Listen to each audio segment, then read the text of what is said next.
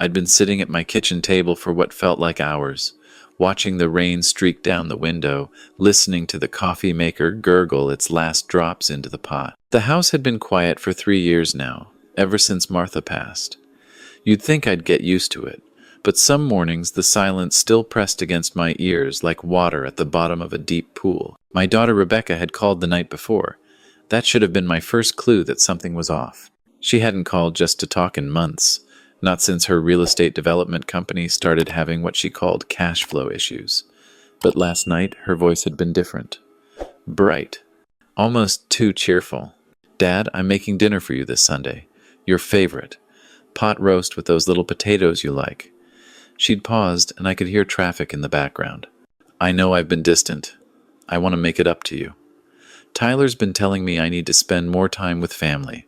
Tyler, her business partner, the one who'd convinced her to take out those loans, expand too fast, chase projects that were always just out of reach. I'd met him twice.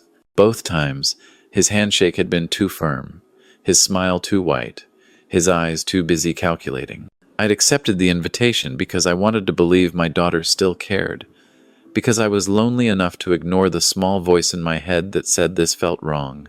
Sunday came. I drove across town to the house I'd helped her buy 7 years ago, back when her business was just starting, when she still asked my advice about things. The driveway had a BMW I didn't recognize. Tyler's, probably. The flower beds Martha had planted with Rebecca when she was little were overgrown with weeds. The dinner was strange from the start. Rebecca kept refilling my water glass, which was unusual because she knew I preferred iced tea with dinner. Tyler sat at the head of the table like he owned the place, making jokes that fell flat, asking me questions about my retirement accounts that felt invasive. Rebecca laughed too loud at everything he said. The pot roast tasted off. Not spoiled, just strange, slightly bitter. I ate it anyway because I didn't want to seem ungrateful. Rebecca had gone to the trouble, after all. Or so I thought. The dizzy spells started that night. Nothing major, just a momentary loss of balance. When I stood up from the couch, I blamed it on getting older, on drinking that second glass of wine Rebecca had insisted I have. The Sunday dinners became a pattern. Every week Rebecca would call. Every week I'd drive across town. Every week I'd eat her pot roast, or her chicken casserole, or her beef stew. And every week I'd feel a little worse going home. The dizziness got more frequent. I started having trouble concentrating on the mystery novels I used to love. My neighbor Linda mentioned that I looked pale. Linda. She was the one bright spot in those weeks. A widow like me, 62, with a laugh that reminded me there were still good things in the world. She'd started bringing me soup when she made extra, checking in on me when she noticed my newspapers piling up on the driveway. We'd have coffee on her porch sometimes, talking about our kids, our late spouses, the way Portland had changed over the years. "You should see a doctor," she said one morning in early October, when I'd had to grab the porch railing to steady myself. "Walt, you don't look right. How long has this been going on?" I made the appointment to make her happy. Dr. Patricia Monroe had been my physician for 15 years, ever since Martha and I moved to the Hawthorne district. She was thorough, no nonsense. The kind of doctor who actually listened. The routine physical was supposed to be just that. Routine, blood pressure, weight, the usual questions about diet and exercise. She ordered blood work like she always did. I didn't think anything of it. 3 days later, she called me directly. Not the nurse, not a message through the patient portal. Her. "Walter, I need you to come in today. This afternoon, if possible." Her voice was tight, controlled, professional, but with an edge I'd never heard before. "What's wrong?" I was loading the dishwasher, watching through the window as Linda worked in her garden. "I'd rather discuss it in person. Can you be here at 3? The drive to her office felt longer than usual. Every red light was an eternity. I kept thinking about Martha, about the cancer diagnosis that had come out of nowhere, about how quickly everything can change with a single phone call. Dr. Monroe didn't make small talk when she walked into the exam room. She sat down across from me, put a folder on the desk, and looked me straight in the eye. "Walter, your blood work came back with some concerning results. Specifically, we found elevated levels of ethylene glycol compounds in your system." I stared at her. What does that mean? Ethylene glycol is the primary component in antifreeze. It's extremely toxic to humans. She paused, and I watched her choose her next words carefully. The levels we found aren't from accidental exposure. Someone has been poisoning you, Walter. Deliberately, over time. The room tilted. Not from the poison this time, but from the words she'd just spoken. Poisoning. Deliberately. That's impossible. Who would? But even as I said it, my mind was already making connections I didn't want to make. The Sunday dinners. The strange taste. Rebecca refilling my water glass. Tyler's questions about my asset. Have you noticed any symptoms? Dr. Monroe was watching me closely. Dizziness, confusion, difficulty concentrating, nausea. For weeks now, I thought I was just getting old. You're being slowly poisoned. If you'd waited another month to come in, the kidney damage might have been irreversible. As it is, we caught it early enough that with proper treatment, you should recover fully. She handed me printouts of the lab results, pages of numbers that might as well have been in a foreign language, but the highlighted sections were clear enough. Toxic levels, consistent with chronic exposure. Potentiel source. Automotive product. Industrial solvant. What do I do? My voice sounded far away, like someone else was speaking. First, we need to identify the source and eliminate your exposure immediately. Second, you need to report this to the police. This is attempted murder, Walter. She leaned forward. Think carefully. Who has access to your food? Who has a reason to want you? Gone? I thought about my estate. Martha and I had been careful, smart. We'd saved, invested, lived below our means. The house was paid off, worth close to $600,000 in Portland's crazy market. Life insurance, retirement accounts, savings, everything set to go to Rebecca when I died. Around $800,000 total, probably more. Rebecca's company was failing. I'd heard it from her business partner at the Chamber of Commerce, a man who'd pulled me aside at the grocery store last month. Walt, I hate to tell you this, but Beacon Development is in serious trouble. Rebecca owes our investors $400,000. The deadline's next month. I'm worried about her. $400,000. Next month. And here I was, slowly dying from poison that was being fed to me every Sunday. By my daughter. No, it couldn't be. Rebecca had been a sweet kid. Brought me drawings from school, made me cards for Father's Day, cried when her goldfish died. But that was 30 years ago. The woman who made those dinners, who laughed too loud at Tyler's jokes, who asked if I'd updated my will lately, I didn't know her anymore. The Sunday dinners, I heard myself say. My daughter's been making me dinner every Sunday for the past 2 months. It started right after I mentioned I was updating my estate plan. Dr. Monroe's expression didn't change, but I saw something flicker in her eyes. Pity, maybe, or anger on my behalf. Don't eat or drink anything she gives you again. In fact, I'd suggest you don't tell her about this diagnosis yet, not until you've taken steps to protect yourself. She stood up. I'm going to start you on comeuppance immediately to bind the toxins, and we'll do supportive care for your kidneys. But Walter, you need to call the police today. I drove home in a daze. The Portland streets that had been familiar for 20 years looked foreign, threatening. Everyone at the crosswalk, every car that pulled up behind me at the stoplight. I found myself looking for danger everywhere. Linda was on her porch when I pulled into my driveway. She took one look at my face and came right over. Walt, what happened? What did the doctor say? I'd never been good at hiding my emotions. Martha used to say my face was an open book, and Linda had become a friend. Maybe more than a friend if I was honest with myself. So I told her. Everything. She didn't interrupt, didn't gasp or shake her head in disbelief.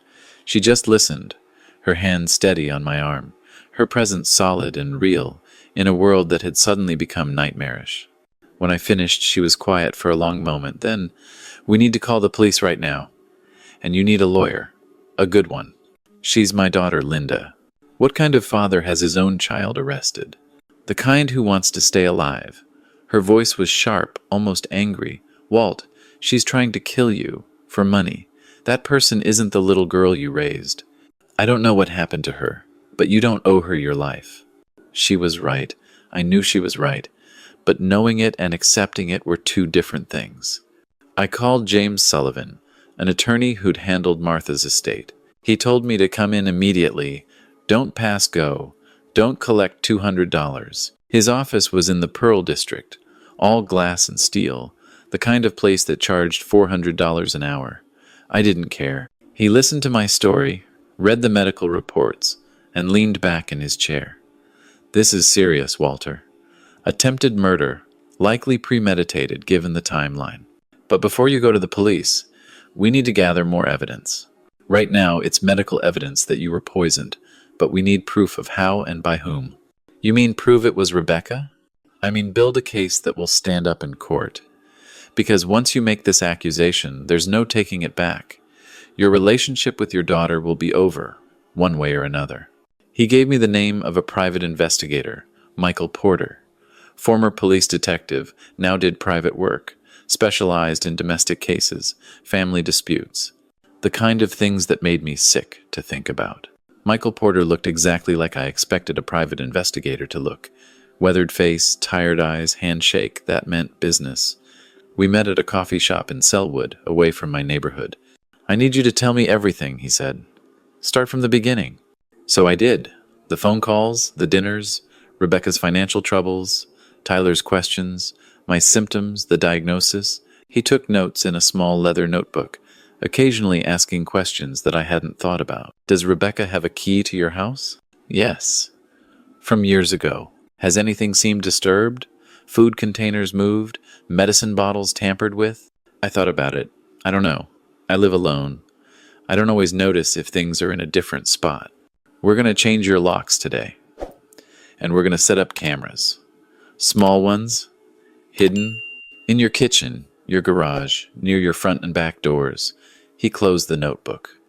And you're not eating or drinking anything that hasn't been prepared by you or Linda. Nothing from restaurants, nothing delivered, nothing from Rebecca. Understood? The next few days were the longest of my life. Michael installed cameras throughout my house, tiny things, barely visible, that would record motion and upload to a cloud server. He showed me how to access the footage from my phone.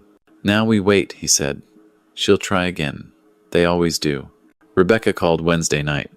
Dad, I was thinking we should do dinner at your place this week. I'll bring everything. You've been coming to me so much, I want to take care of you for a change. My blood ran cold.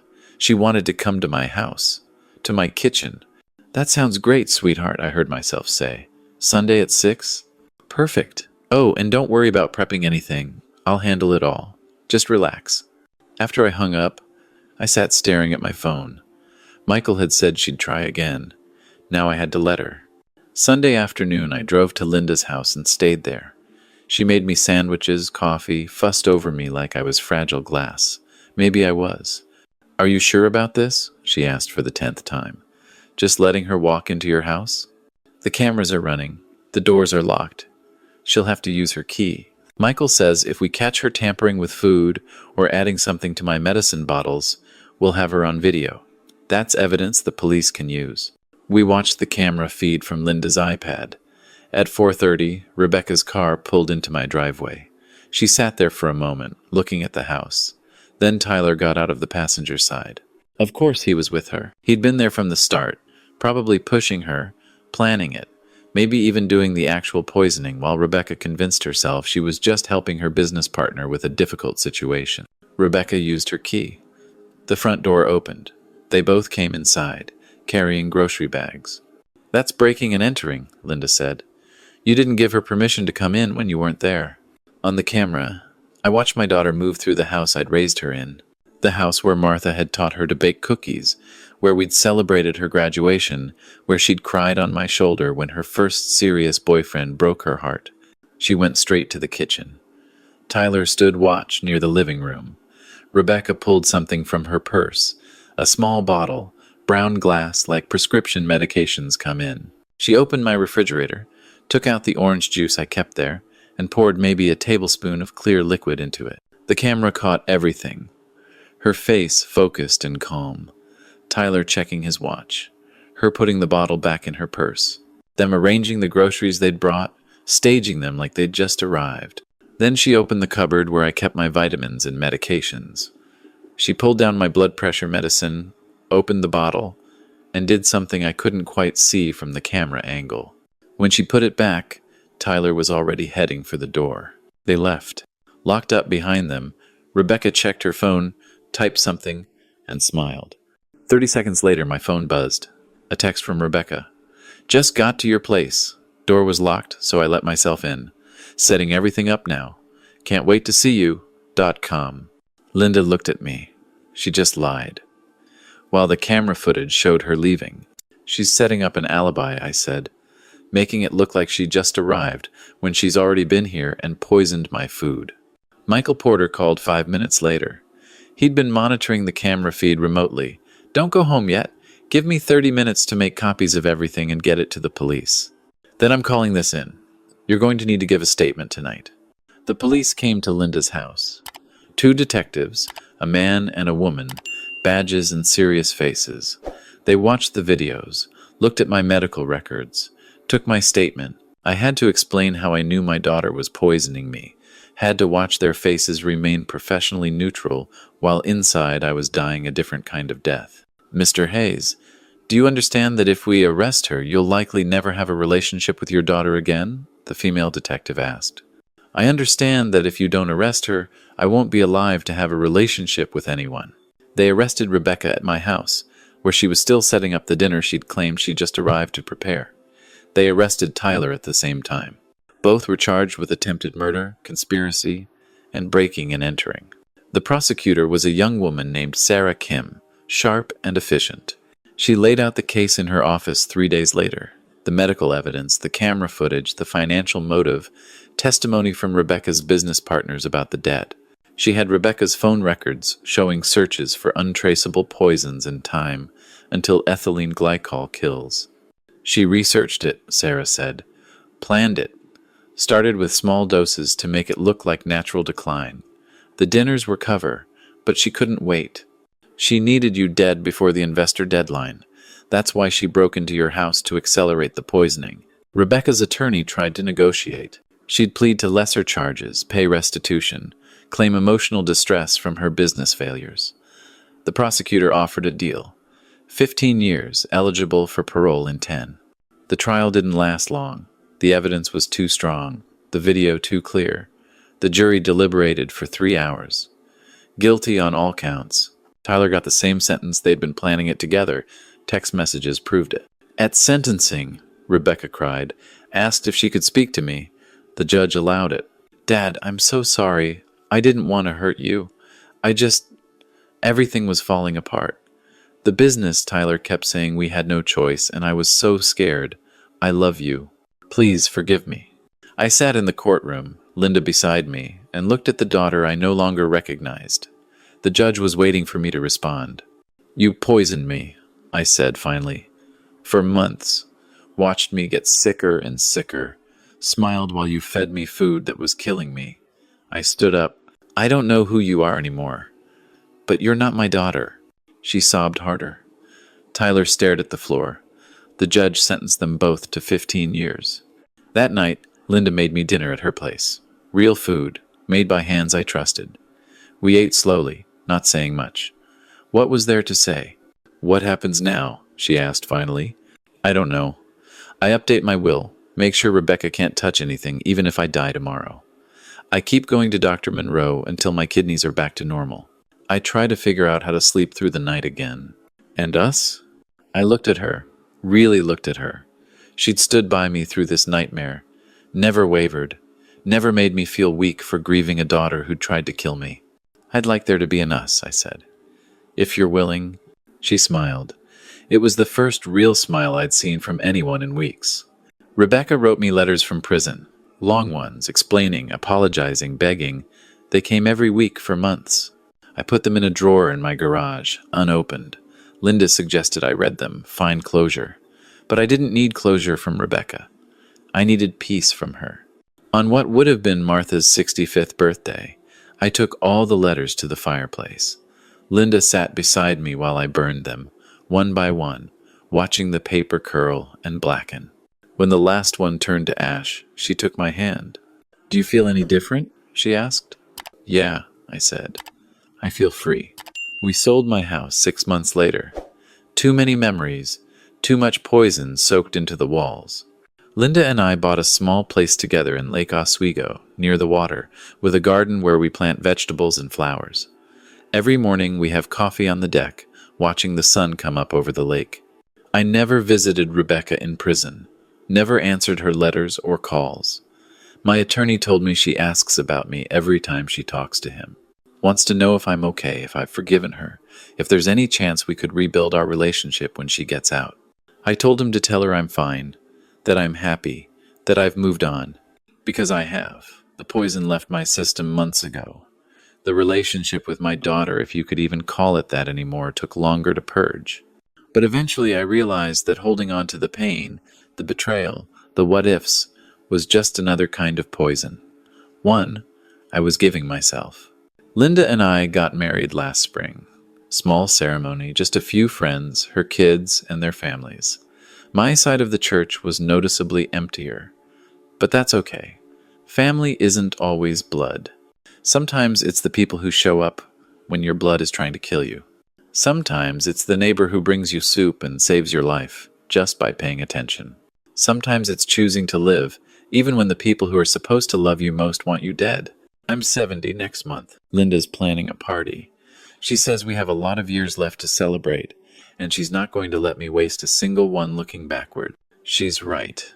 The morning's beautiful, the coffee's hot, the woman beside me makes me laugh. And somewhere in my garage, in a drawer I never open, sits one final letter from my daughter that arrived yesterday. I'll burn it tomorrow. Or maybe the day after. But probably, I'll just let it sit there, unopened, slowly gathering dust.